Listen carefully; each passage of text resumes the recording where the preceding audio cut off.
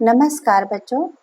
आज हम आप सभी को कक्षा 12वीं वितान पाठ एक सिल्वर वेडिंग, जिसे मनोहर श्याम जोशी जी ने लिखा है, इनकी कहानी बताएंगे।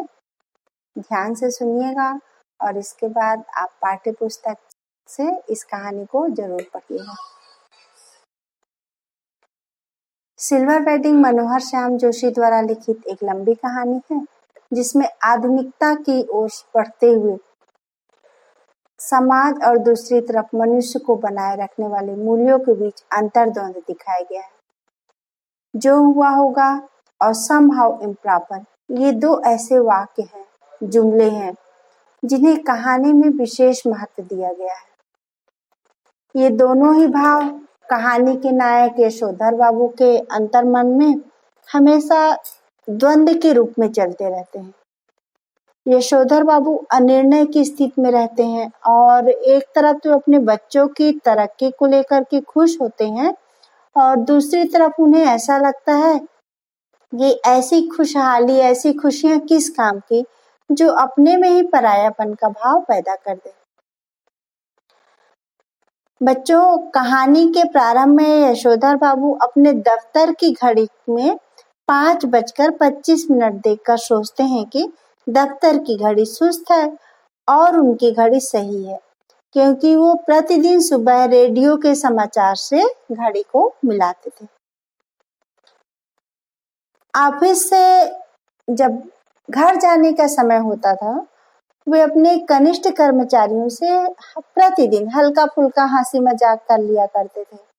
उन्हें ऐसा लगता था कि दिन भर के कार्य करने के बाद यदि थोड़ी बहुत हंसी मजाक कर लिया जाए तो लोगों का थकावट कम हो जाता है और माहौल भी हल्का हो जाता है। ये हंसी मजाक करने की आदत उन्हें अपने किशन दा से मिली थी।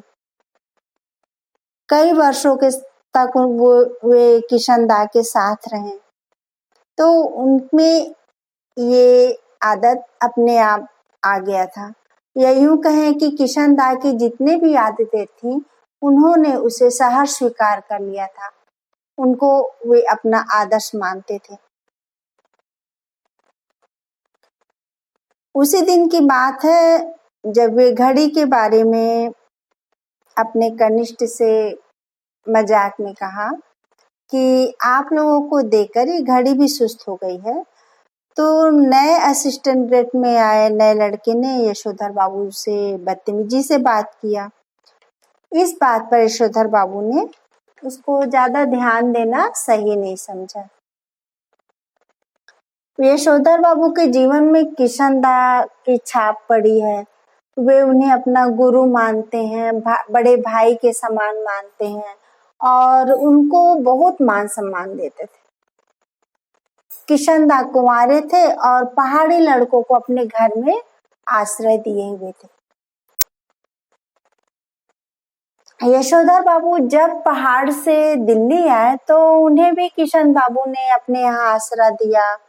यशोधर बाबू की उम्र कम थी, इस कारण उनकी कहीं नौकरी नहीं लगवा पाए, तो उन्होंने उन्हें अपने मेस में रसोइया का कार्य दिलवा दिया और जब उनकी नौकरी की योग्य उम्र हुई तो उनको अपने ही दफ्तर में सरकारी नौकरी भी दिलवा दी। किशन दा हर मुश्किल घड़ी में यशोधर बाबू के साथ रहते थे। मतलब हर सुख दुख में वे यशोधर बाबू का पूरा साथ दिए। यही कारण है कि यशोधर बाबू उन्हें अपना गुरु मानते हैं, बड़े भाई समान मानते हैं और उनके आदर्शों को पूरी तरह अपने जीवन में वे उतार चुके हैं। किशन दा रिटायरमेंट के बाद अपने गांव चले गए थे, वहीं पर उनका निधन हो गया। यशोधर बाबू ने उनके गांव के किसी आदमी से पूछा कि किशन दा को क्या हुआ था। गांव वाले ने बोला, जो हुआ होगा, यानी कि पता नहीं क्या हुआ होगा। उस समय से यशोधर बाबू के मन में अंदर ही अंदर एक बात खाती रहती कि जिनकी शादी नहीं होती, बाल बच्चे नहीं होते, घर परिवार नहीं होता, उनकी मृत्यु क्या ऐसे ही होता है? क्या हुआ होगा सिर्फ, जो हुआ होगा सिर्फ। और हमेशा दिन भर उनके मन में इसी तरह के विचार चलते रहते। किशन दा अपने जीवन में बहुत से लड़कों को सहारा दिया, नौकरी लगवाई, किंतु किशनदा को रिटायरमेंट के बाद जब सरकारी मकान खाली करना पड़ा तब किसी ने भी उनको आसरा नहीं दिया। आसरा देना तो दूर रहा, किसी ने उनसे कुछ पूछा भी नहीं, यहाँ तक कि यशोधर बाबू ने भी नहीं पूछा। कुछ दिन किशनदा किराए के मकान में रहे, उसके बाद फिर वे किराए के मकान को छोड़ के अपने गांव चले गए। गांव में कुछ दिन रहने के बाद उनकी मृत्यु हो गई, और मृत्यु भी ऐसी कि किसी को पता भी नहीं चला कि उनको क्या हुआ था, या किसी ने जानने की भी इच्छा नहीं की कि किशनदा को क्या हुआ था। इन सारी बातों से यशोधर बाबू हमेशा परेशान रहते। अब जिस दिन ऑफिस से घड़ी की बात हुई उसी दिन की बात है, कहानी को आगे बढ़ाते हैं। यशोधर बाबू अपने कनिष्ठ से घड़ी के बारे में बातें करते हैं। उनके कनिष्ठ उनसे घड़ी के बारे में सवाल करते हैं, पूछते हैं कि घड़ी आपने कब ली। यशोधर बाबू बताते हैं कि ये घड़ी मुझे मेरी शादी में मिली। फिर शादी की बात होती है कि आपकी शादी कब हुई, तो वो याद करके बताते हैं कि मेरी शादी 6 फरवरी 1947 को हुई। अब बातों बातों में ये पता चल गया कि आज 6 फरवरी है, आज उनकी शादी की 25वीं सालगिरह है। उनको बधाई दी जाती है और पार्टी की पेशकश भी की जाती है। तब यशोधर बाबू उन्हें अपने ऑफिस के कर्मचारियों को 30 रुपए देते हैं और कहते हैं कि आप लोग चाय नाश्ता करिए, और वे घर जाने के लिए तैयार हो जाते हैं। ऑफिस के लोग उनको रोकते हैं, किंतु उन्हें ये परंपरा के खिलाफ लगता है, क्योंकि ये पार्टी वगैरह पसंद नहीं करते। इसलिए वे उन लोगों से क्षमा मांग करके अपने घर के लिए निकल जाते हैं। 6 फरवरी को ऑफिस से घर जाते जाते वे अपने प्रतिदिन की दिनचर्या के अनुसार बिरला मंदिर गए। वहां भगवान के दर्शन किए, ध्यान लगाए, प्रवचन सुने और कुछ लोग से मिलते हुए घर पहुंचे। घर पहुंचते पहुंचते उन्हें 8 साढ़े 8 हो गया। यह उनकी प्रतिदिन की दिनचर्या हो गई थी। इसका कारण था पिछले कई वर्षों से उनकी पत्नी से और उनके बच्चों से हर छोटी मोटी बातों पर मतभेद हो जाया करता। उन्हें जब पत्नी व बच्चों की बातें गलत लगती तो वे somehow improper कहकर चुप हो जाते।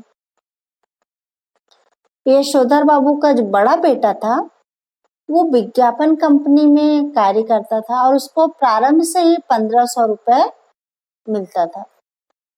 दूसरा बेटा IAS की तैयारी कर रहा था और तीसरा बेटा स्कॉलरशिप लेके अमेरिका चला गया था। और जो तीसरी बेटी थी वे शादी के लिए जितने भी रिश्ते आते उसे किसी न किसी बहाने से मना कर देती और अक्सर धमकी देते रहती, मैं अमेरिका चली जाऊंगी अपने डॉक्टरी की पढ़ाई के लिए। बच्चों के आचार विचार, रहन सहन यशोधर बाबू को बिल्कुल भी पसंद नहीं आते थे और उनकी पत्नी उन्हें हमेशा बच्चों के साथ मिलकर ताने देती थी कि आप पुराने ख्यालात के हैं और मुझे भी अभी तक आपने उसी अनुसार रखा, किंतु अब ऐसा मैं नहीं होने दूंगी और बच्चे अपने समय के साथ आधुनिकता को अपनाएंगे। ये सारी बातें यशोधर बाबू के मन को विचलित कर रहे थे। यही कारण था कि आज अपने 25वें शादी के सालगिरह में भी उनका घर जल्दी आने का मन नहीं कर रहा था। जब वे 8 बजे घर पहुंचे तो वहां पर पार्टी चल रही थी, यशोधर बाबू और उनकी पत्नी के 25वें शादी के सालगिरह की पार्टी, यानी कि सिल्वर वेडिंग की पार्टी। उनके घर के बाहर कार, स्कूटर, मोटरसाइकिल खड़े थे। कुछ लोग विदा ले रहे थे, कुछ बाहर खड़े थे, कुछ लोग यशोधर बाबू का घर के अंदर इंतजार कर रहे थे।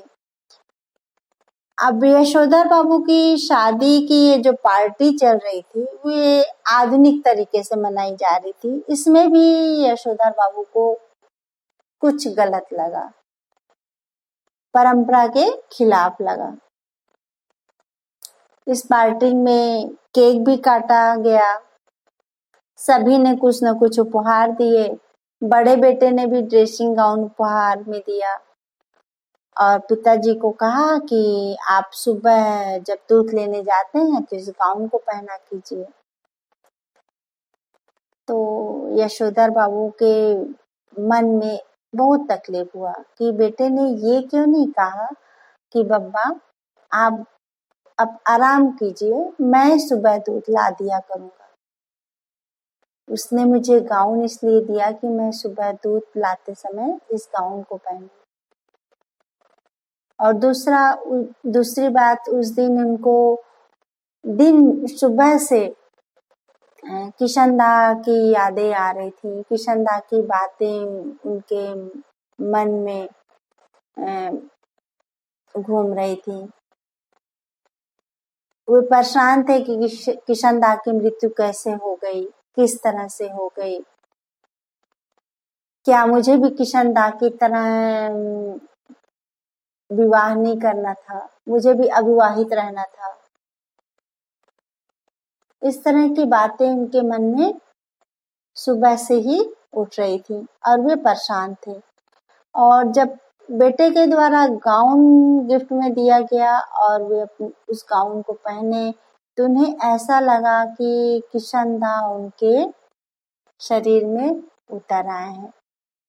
ऐसा इसलिए लगा बच्चों कि क्योंकि किशनदा भी इसी तरह की वेशभूषा में रहते थे।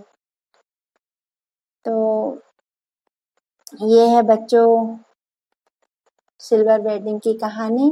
आप लोग पाठ्य पुस्तक पढ़िएगा, आपको कहानी और अच्छे से समझ में आ जाएगी, ठीक है। और इस कहानी में बच्चों आज के हर घर, हर परिवार की कहानी है, चाहे वो आपका घर हो, चाहे हमारा हो या किसी और का। जहाँ पर दो जनरेशन, दो पीढ़ी के लोग मिलते हैं, वहां पर अक्सर इस तरह की बातें हो जाया करती हैं। पुराने लोग नई पीढ़ी के लोगों को समझना नहीं चाहते और नए लोग पुरानी पीढ़ी के लोगों को नहीं समझना चाहते। यही कारण है कि परिवार टूटता है। जहाँ पर हम खुशी के साथ रह सकते हैं, वहां पर हम एक दूसरे से अलगाव की स्थिति में रहते हैं। ऐसा नहीं होना चाहिए। कहीं न कहीं यहाँ पर यशोधर बाबू भी गलत थे। वे अपनी पुरानी परंपरावादी नीति को लेकर के आधुनिकता को स्वीकार नहीं कर पा रहे थे। अगर हम आधुनिकता को नहीं स्वीकार करेंगे तो हम विकास को कैसे स्वीकार करेंगे। घर का विकास, समाज का विकास, राष्ट्र का विकास आधुनिकता के विकास से ही है और उसको हमें हर हालत में स्वीकार करना चाहिए। और नई पीढ़ी यानी आधुनिकता को भी जो पुराने अच्छे आचार विचार हैं उनको भी महत्व देना चाहिए, मान सम्मान देना चाहिए। ये सारी बातें अगर हम यानी नई पीढ़ी और पुरानी पीढ़ी दोनों मिल करके इस बात को समझें तो हर परिवार में खुशहाली रहेगी, शांति रहेगा, अमन रहेगा, चैन रहेगा। और इसके साथ साथ घर का, समाज का, राष्ट्र का विकास होगा।